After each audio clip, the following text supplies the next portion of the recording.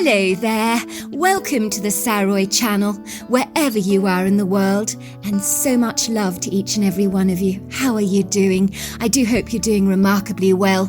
I'm doing very well, thank you very much. And I hope you're keeping yourself lovely and warm and cosy with those freezing conditions out of there. So I hope you're drinking lots of hot chocolate and Horlicks and anything that you need to keep yourself lovely and warm. And many of you are telling me just how freezing you are. So you're not alone. But those of you who are warm, I hope that you are keeping yourself lovely and cool. So before we get started with tonight's story, don't forget to subscribe to the channel, click the notification bell and the thumbs up, and let's get started with tonight's story. Dear Sarah, and all your lovely listeners, I was casually sitting at the gleaming oak wooden table in the kitchen of my Queen Anne-style home, with its steep roof, Queen Anne-style gables, asymmetrical front facade, and expansive wraparound porch with its decorative trim, situated outside of Seattle, in a glorious green leafy neighbourhood. I was looking out of the windows that overlooked beguiling views onto my backyard, where the cherry blossom tree was now bursting with pink blossoms, while shafts of pretty early morning spring sunshine peppered the kitchen with a twinkling light. I was proud of how beautiful the yard looked, with its viridescent green lawn, along with the beds of perennial flowers, intermingled with roses, fringed in by neat little lavender hedges, along with a scattering of fruit trees. My wife Hayley had been dead for over 5 years now.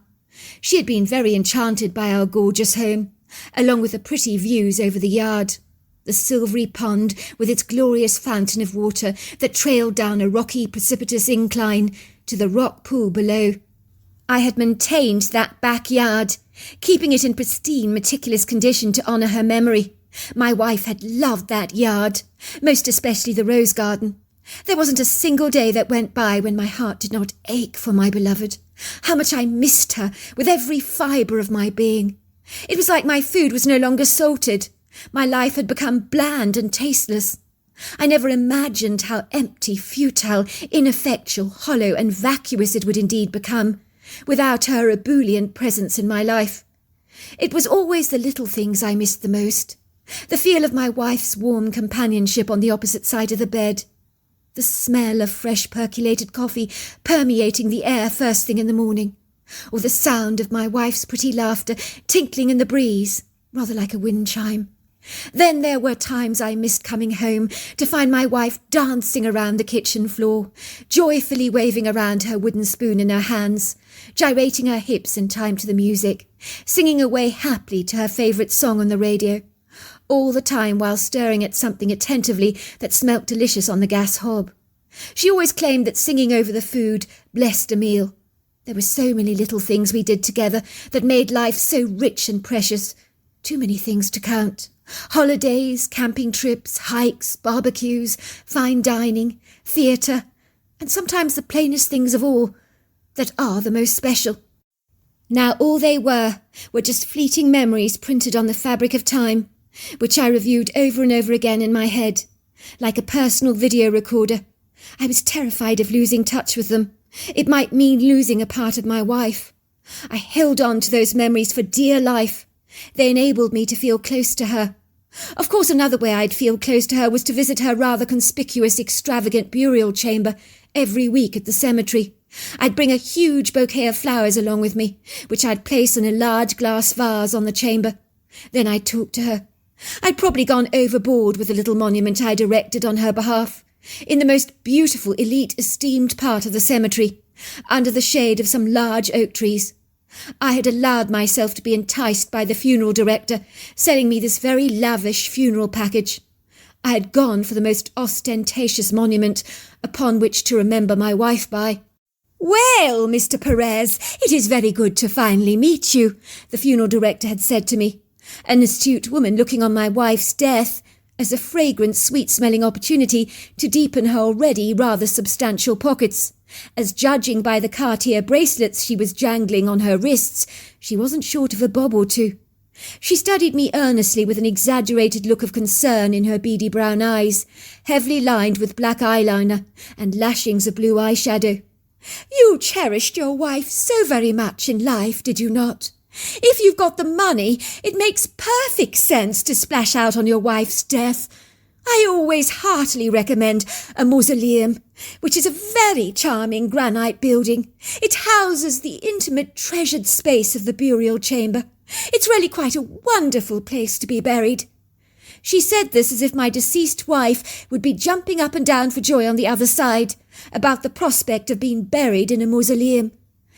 You can make sure there's a place for your personal chamber when you die as well, Mr. Perez, so you can be buried with her there. Imagine how wonderful that would be, united with your beloved wife, Mr. Perez, in death. Your body's lying to rest in such a theatrical, spectacular spot in the graveyard.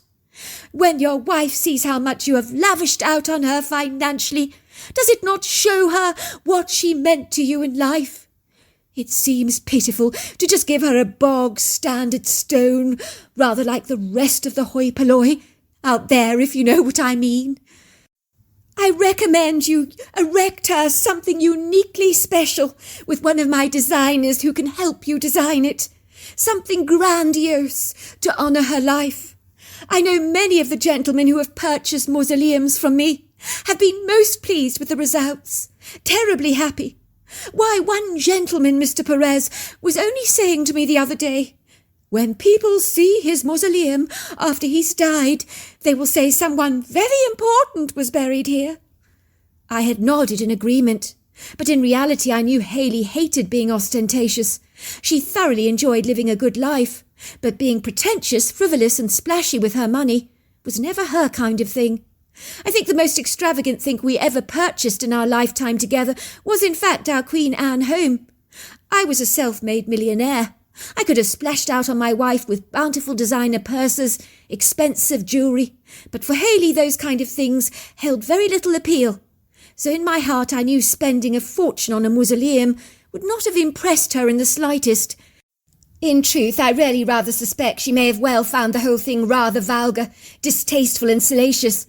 But as I couldn't splash out on her any more, since she'd been taken away from me so fortuitously, why not give her a great memorial, then splash out on her in death? I remember as a young boy I got a job at a graveyard, helping manage the grounds there, with regular mowing, and of course digging the grave sites for the recently departed. I recall seeing the recently bereaved widowed men and women gathering around graves, so to speak, to their lost loved one, clasping bunches of flowers in their hands, with beleaguered, melancholy expressions on their grief-stricken faces, their lives so woefully pitiful and abjectly sad. That would never be me, I thought to myself. I'd never be reduced to bringing flowers to a grave site. After all, once you were dead, were you not? What was the point of visiting a stone memorial in a cemetery? How wrong I was. For the very sad, lonely, forsaken people that I had so pitied, I had now become. Ostensibly visiting my wife's mausoleum every week, bringing with me large bouquets of fragrant flowers to honour her memory, brought me a great measure of comfort, gave the long, lonely, drawn-out, desolate, sequestered days a measure of purpose.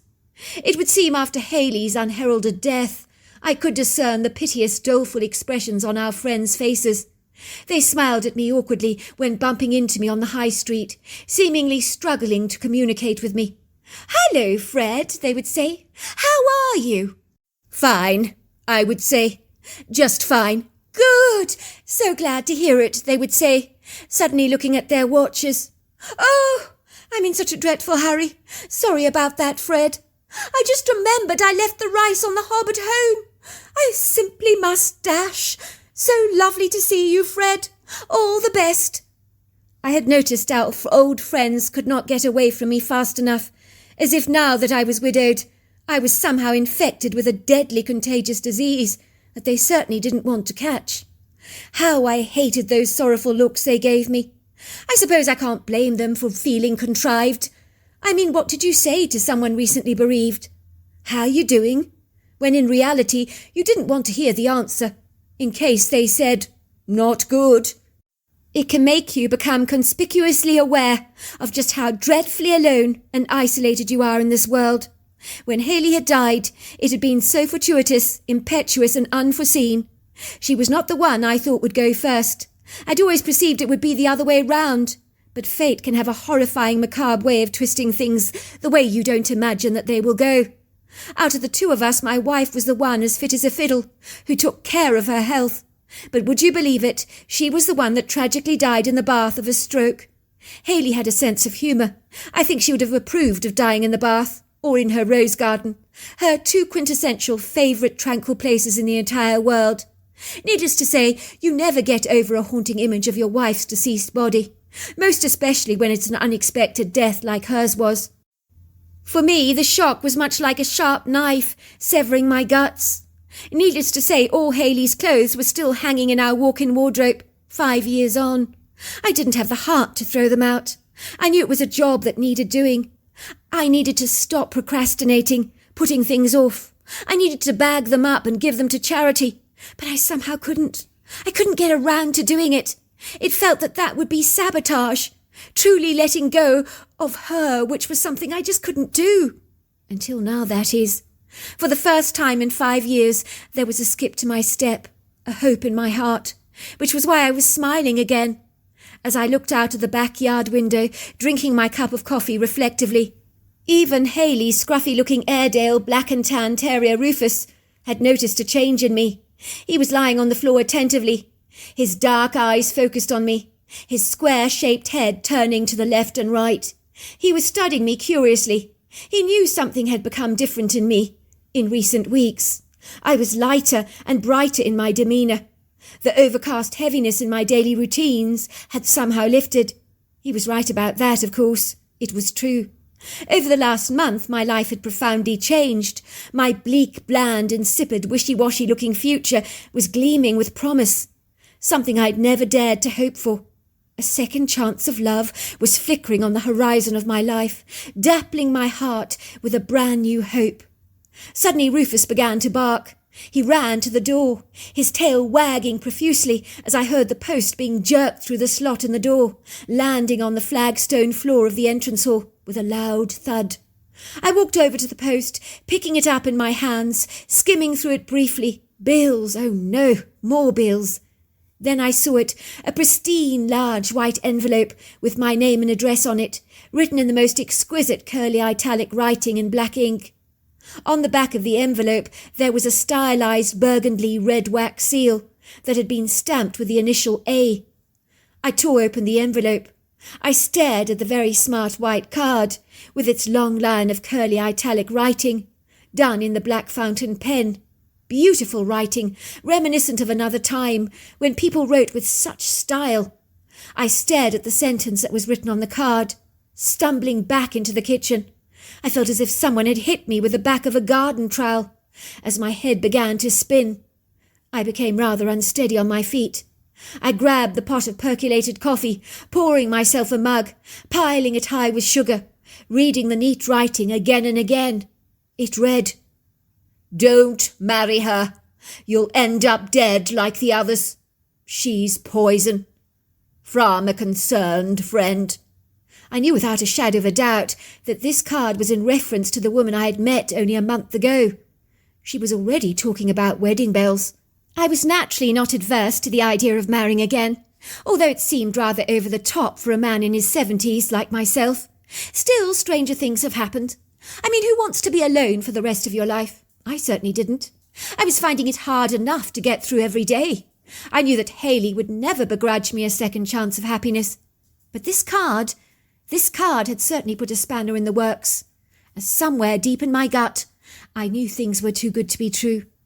Even before I'd read this card, there had been insidious signs that had stared at me brazenly in the face, rather like scintillating Christmas decorations that grab your attention, signs I conveniently chose to ignore. I was now beginning to wonder if I'd been set up by this woman, and I rather suspected I had. I reflected back to the first time I'd met Lily. I'd been shopping in the pet food place, ordering my usual brand of dog kibble, when out of the blue this attractive brunette, possibly in her late 50s, had come up to me, studying me curiously through long fake lashes with bright brown eyes. "Who are you buying the kibble for?" she'd asked me, standing behind me at the counter. "You're talking to me?" I'd asked, looking at her in surprise. "Of course, silly," she'd laughed. I don't see anyone else here, do you? No, I admitted. I don't. She smiled at me brightly, was openly flirtatious with me, which was rather a shock, as my days of being a handsome man are well and truly over. I only have to look in the mirror to know this is true. The ravages of time have not been kind to me. In truth, I look older than my 70 years. I look rather weathered and worn, like a well-used piece of furniture that has faded from the sun. So no, I don't look like I used to, as when I was younger. I don't mind saying that I was easy on the eye, but not so any more, I'm afraid. My one redeeming feature is I am rather slender. Over the years I haven't put on a stitch of weight, but I put that down to good genetics. But I am no oil painting, I can assure you of that. So this woman flirting with me seemed a little off-kilter. Not that I wasn't enjoying the attention, of course, as what lonely old man doesn't enjoy a little fuss from a glamorous lady? Do you have a dog? She asked me. Well, I wouldn't be buying dog food if I didn't, I had said. She had laughed a bright musical laugh, flashing her long fake eyelashes at me suggestively, playing with the pretty pendant on her breastbone. I have an Airedale. It belonged to my late wife. His name is Rufus. He's a very nice character, actually. Rather an agreeable temperament, I have to say. Oh, my God! You have an Airedale! Oh, I love Airedales! Please, can I come and visit your dog? I hope it's not presumptuous of me to ask you, but I just have a big passion for Airedales. Living in an apartment like I do, I don't get to keep a big dog. My name's Lily Peterson, by the way. And I'm Freddie Montague, I told her. At Lily's spontaneous, serendipitous request, I'd been quite startled by her enthusiasm. It had been infectious, so I'd invited her over to tea. When she arrived at my home, let's just say she didn't give Rufus, my Airedale, a fleeting glance, which I thought was decidedly odd. I mean, she was here to see my Airedale, was she not? But she showed him as much interest as a horse would have if a chef offered him a braised piece of fillet steak instead of an apple. I should have seen the warning red flags blowing in the wind right then and there, but I didn't. This is Rufus, I had told her. Oh, he's lovely, she had said, in an impassioned, insouciant, perfunctory voice. I noticed that her nose physically wrinkled up in disgust, as if in reality she was one of those people that secretly rather despised dogs. She promptly disregarded Rufus, who began to growl at her. I hasten to say he has never done before. His dislike towards Lily was instantaneous. Needless to say, Lily seduced me in a way that no woman has ever done so before, with a pronounced expertise that perhaps was more professional than personal. Let's just say the movie 9.5 Weeks would have done well to take some pointers from Lily, for she was full on in the bedroom department, which was rather overwhelming for a man like me, because let's just say I've never exactly been the wild, adventurous type. Frankly, it's too exhausting for me, especially at my age. And so began 4 weeks of wining and dining Lily at some of Seattle's most exclusive restaurants, places like the Pink Door, the Art of the Table, the Nest, and Ascen's Prime Steak and Sushi, all fabulously expensive restaurants. I'd also taken her shopping, bought her designer purses and clothes. Lily loved all things deluxe, fashionable, luxurious and posh. Oh, you are such a sweetheart, Freddie dear, she had said to me, kissing both sides of my cheeks affectionately. Aren't I such a lucky girl? She would say to the shop assistant behind the till. You are indeed, madam, the lady would say, smiling at her, handing her back a small designer carrier bag, with a big smile on her face. They don't make them like him any more, do they, Lily had said, winking at the sales assistant, and tottering off with a big swagger, like a cat who'd got the cream, and then some. When I went out for dinner with Lily, she smiled at me, layering me with a plethora of charm. One thing I always discerned without exception is that her smile never met her eyes. I began to secretly ponder if Lily was only interested in me for my deep pockets. But then I'd never revealed to her that I was a man of sizable means. But there were ways she could have found out. For indeed my Queen Anne home was of course an expedient asset. It was very bodaciously decorated to complement the historic integrity of the home, where no expense had been spared. However, the modest way that me and Haley had lived our lives never suggested for a single moment that we were affluent. However, these days there were, as I was saying, ways and means to find out whether someone was sitting on a hefty nest egg. But even the Queen Anne home on its own was worth a sizable amount of money.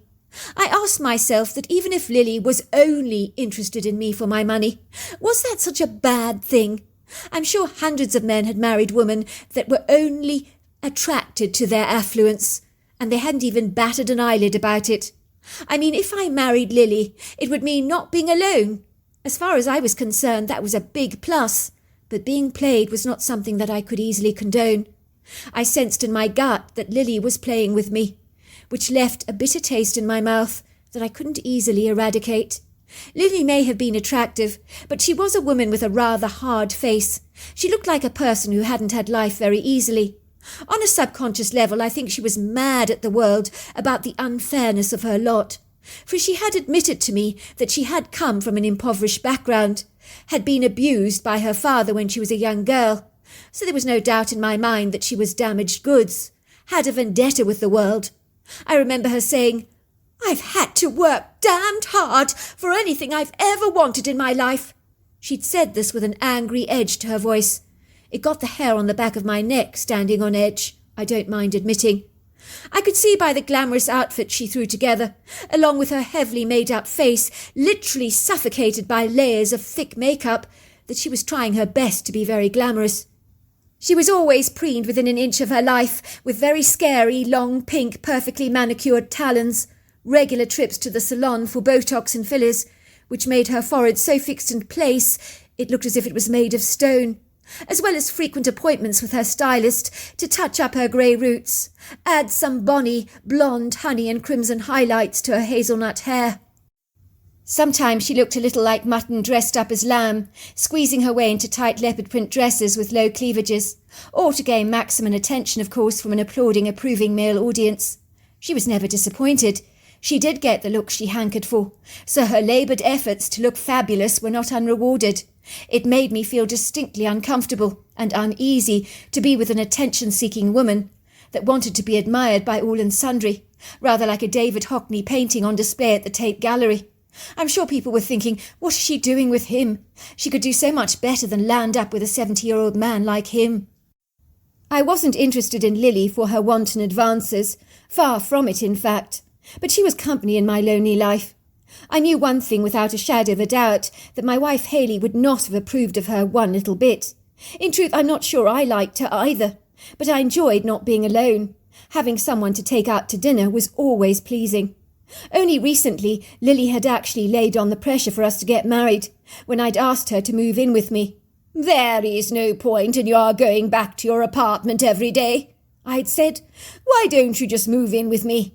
Come on, you know it makes a lot of sense. Besides, it'll be awfully fun if you would." She had looked up at me through her brown eyes and giggled. "I'm not that kind of girl, Freddie. I won't move in with a man until he makes an honest woman out of me. I mean, what do they say? Why buy the cow when you get the milk for free?" It seemed rather strange for her to be saying that to me, because I'd been getting far too much milk for free recently, so much so that I was beginning to feel quite nauseous. I think I was lactose intolerant. You can have too much of a good thing, I can assure you of that. "You mean you want me to marry you?" I asked her, looking rather stunned. "Now he gets it," she said, winking at me. "Oh, by the way, I've seen a fabulous engagement ring at the jeweller's on Fifth Avenue. We need not have a fancy wedding, but why don't we fly over to Vegas, get married there at the Paradise Wedding Chapel? I'll buy a beautiful dress. We can stay at the Bellagio. Go on, it'll be absolutely fabulous." I had nodded in agreement, bought her a fabulously expensive diamond rock for her finger from an exclusive jewellery store on Fifth Avenue. But as the day to fly to Las Vegas loomed ever closer, something in my gut didn't feel right about getting married to this woman. I didn't love her, and I barely even liked her. Everything about her was in your face, over the top, and while I appreciated her company, tying the knot with her was just going a step too far for me. I knew that she was a fabulous companion, but she would never ever be the love of my life like Hayley had been. However, now that I was glancing at the beautifully written card, reading the ominous words again and again, "Don't marry her, or you'll end up dead like the others. She's poison, from a concerned friend," I knew that these words weren't just pie in the sky, nor someone trying to make my life miserable. These words were a sober, sincere warning from someone who knew Lily a whole lot better than I did. I mean, I'd been with Lily for only a month. I knew nothing about her at all. Things were moving way too fast. She had shown me her best face going forward, but I had seen sneaky glances at a darker side to her personality, hidden in the shadows that she managed to keep well hidden from me. Sometimes when she became inebriated, her words had grown rather careless. Her guard would slip. Then she would say things like, "You sad, pathetic old man. I'm only interested in you for your money. Why do you think I'm with you?" Of course, when she was sober, I'd confront her with her words. "Oh, don't be ridiculous," she'd say.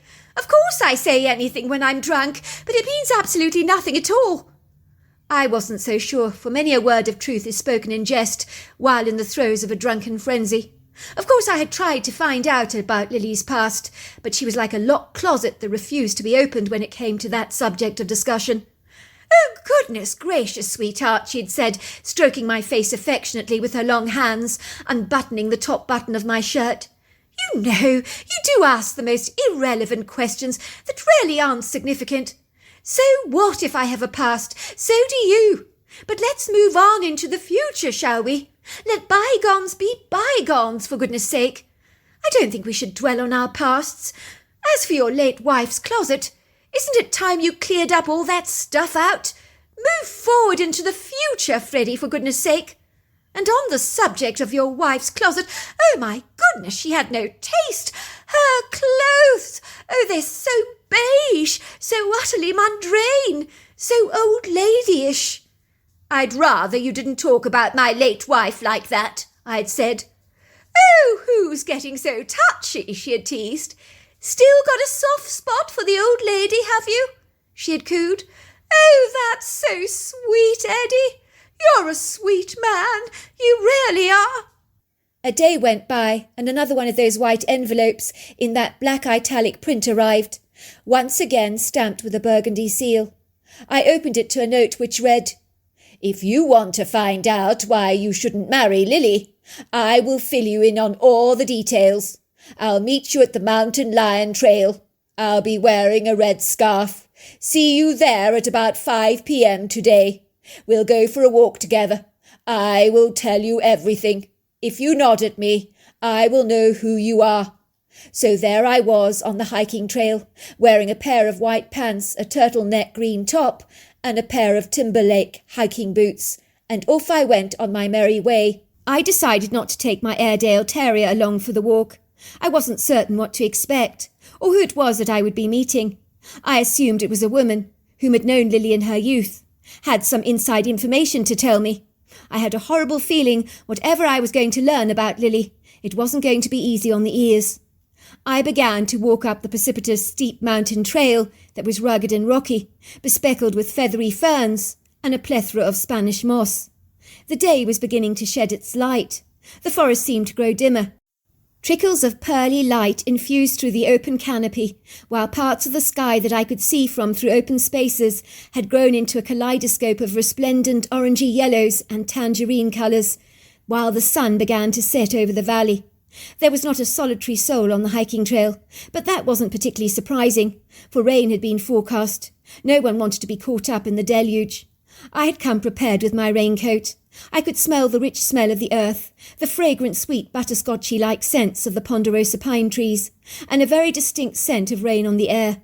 The towering viridescent green ponderosa pines, Douglas firs and spruce trees were clustered together in congenial groups, almost like a large sports stadium filled with hundreds of substantial-sized wizened giants. That was when I saw a man ahead of me on the trail, wearing a bright red scarf. He nodded at me. I gave him a return nod. He waited for me to catch up with him on the trail. "I'm so glad you came. In truth, I wasn't exactly sure you would. This is my absolute favourite trail. I thoroughly enjoy walking it at the end of a long day.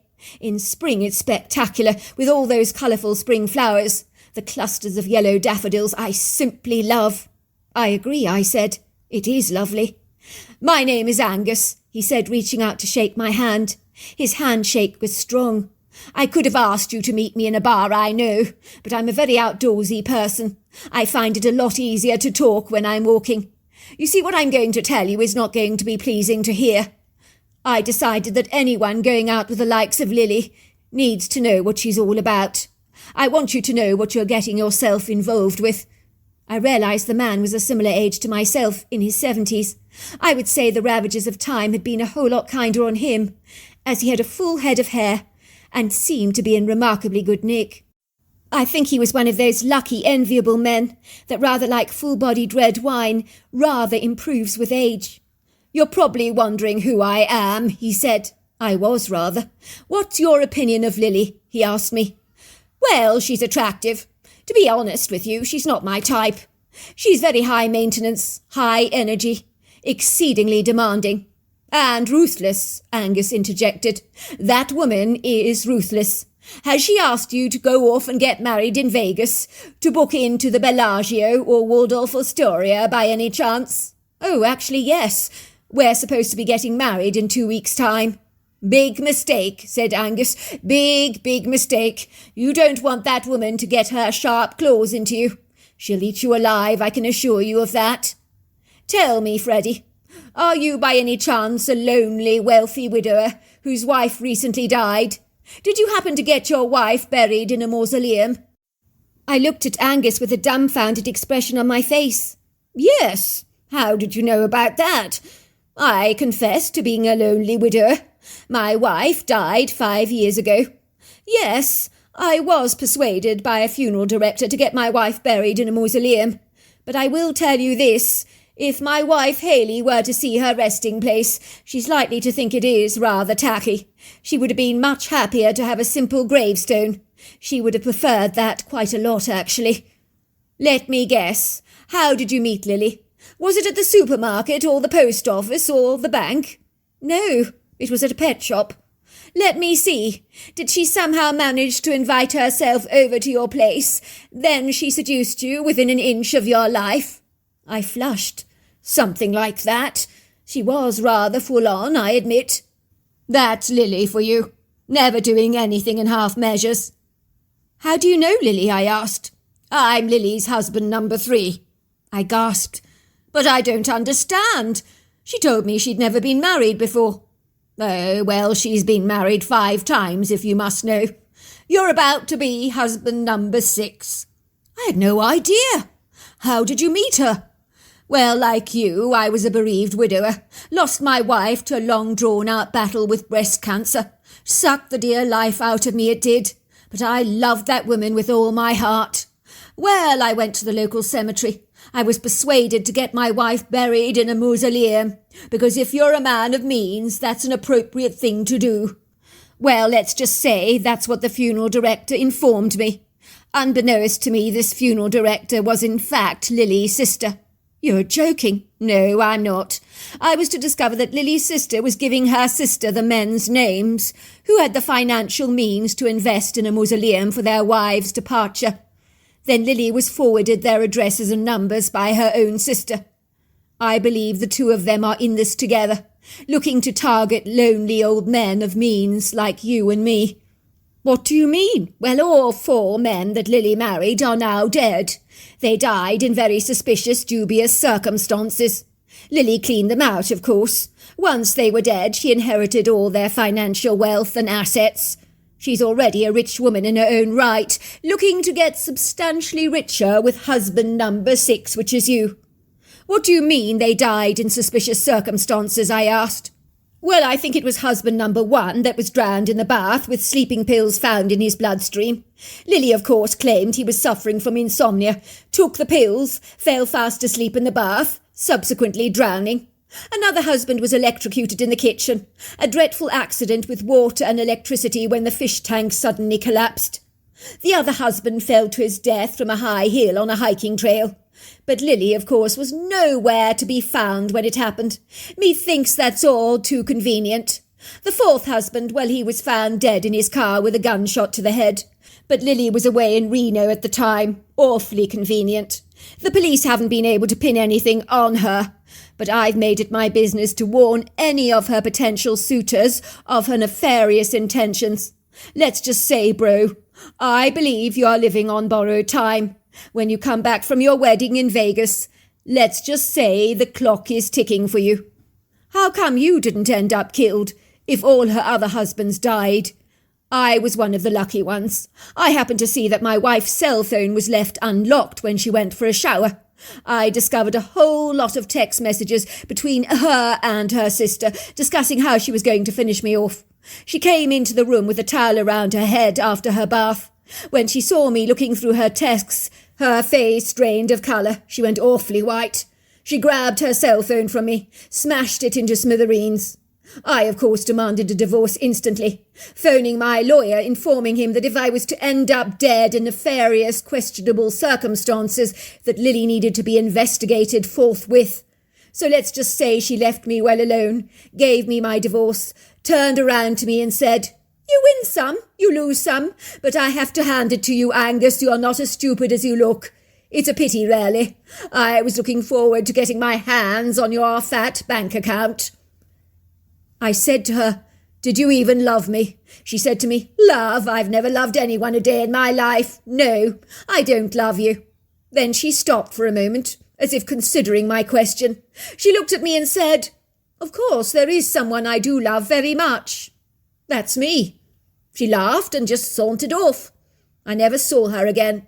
I don't know how long me and Angus engaged in conversation, but after a long walk we decided to sit down on the earthen floor and just talk. Let's just say we talked for a very long time, blindly oblivious to the marching time. I think we really hit it off, as if we'd been friends all our lives. Neither of us expected to develop such an unlikely male bonding, but we did. Angus had a torchlight with him, so we felt relatively confident about walking back in the dark, if we should need to, which was going to be the case this evening. Angus told me all about his life, how lonely he had become, how much he regretted he ever got together with Lily. He glanced briefly at his watch and said, "You are not going to believe the time, bro. It's 12 o'clock at night. You and I have not stopped talking." It had grown dark very quickly. The soft full moon permeated the canopy of the trees. Silvery shivers of light bespeckled the floor. For a long time the chorus of frogs and crickets that had serenaded the night became deathly still. Quietness swathed the entire woodgrove in carpets of silence, as everything became hauntingly still.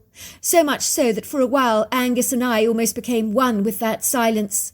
The only thing I can say is that I just had a sense that something was about to happen, rather like you were sitting at the theatre, waiting for the curtains to be flung open and some outrageous scene to grab your attention. It was like that for us. Then it happened, almost as if our anticipation and expectation had found its reward.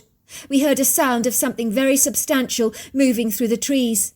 If we'd been in the heart of Africa, I would have said without a shadow of a doubt that a rhino was thundering in the undergrowth. Even the grunting sounds we heard aligned with the sound of a rhino. I looked at Angus and he looked at me. Our enigmatic expressions told it all. "What the heck?" we were both thinking. Then we saw them. There were two dark, tall creatures running into the woods, one after the other. When they reached the slight open clearing, where there was a sizable space between the trees, the two creatures began to fight.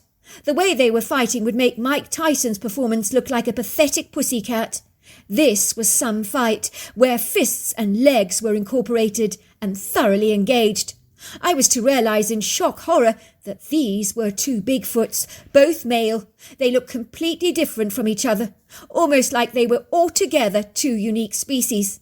I think one had the hair colour of orangutan, the face of an ape, but he was huge, his silhouette humanoid. The other was a silvery grey. I discerned the silver-grey Bigfoot had really kind, intelligent eyes, whereas the other Bigfoot looked more like an ape. He wore a murderous expression upon his face. His blazing red eyes were demoniacal, almost evil-looking. The two creatures were as polar opposite as chalk is to cheese. I am in absolutely no doubt that an encounter with the benign, benevolent creature would be pleasant, and an encounter with the ape-like one would be a very precarious encounter indeed, for he was scary, intimidating, downright nasty and vindictive. Suffice to say, the expression that eyes are the windows of the soul could not be more apt in this case, for the eyes of these Bigfoots really did reflect their temperaments and indeed their hearts. They fought together, and the air was infused with the most repugnant stench of sulphur that became more pronounced as they fought. The two creatures were growling at each other like very aggressive, truculent dogs. It was without question the kind of contemptible fight that left you in no doubt that this was a flagrant fight to the death. I remember saying a silent prayer for the silver Bigfoot, who I knew I liked. It was like he had an aura around him that really was beguiling. It was the ape-like humanoid that sent shivers of dread dancing down my spine like electric shocks. I truly did not like him. Finally, with one last mighty blow to the head, the gorilla-like creature finally slumped to the ground. He became lifeless. I guessed he was dead.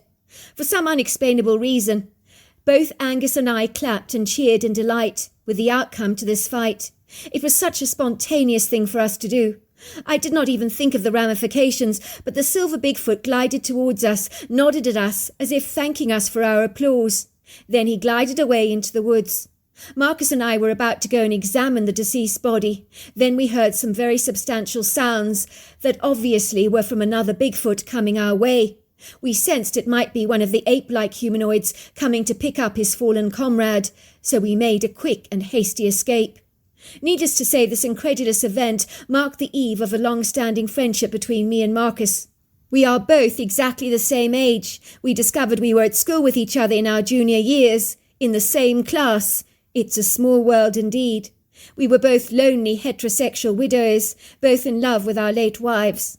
I suggested to Marcus, who is like a brother that I never had, that he move in with me to my Queen Anne home. I have to say the arrangements has suited us down to the ground, for at my age having companionship is what counts. As for Lily, I don't miss her at all. When I met up with her with Angus by my side at a restaurant in Seattle, Lily took one look at the two of us together, knowing her cover had been blown, and promptly disappeared from my life. I never heard from her ever again, but I recently learned she was convicted of murdering her most recent husband, so finally the law caught up with her. She'll now be spending the rest of her life in prison. If I'm grateful for anything, it is that Lily brought a brother into my life and a random opportunity to meet a Bigfoot. So there you are. That's my story. Wow, what an incredible story. Until next time, goodbye and good night.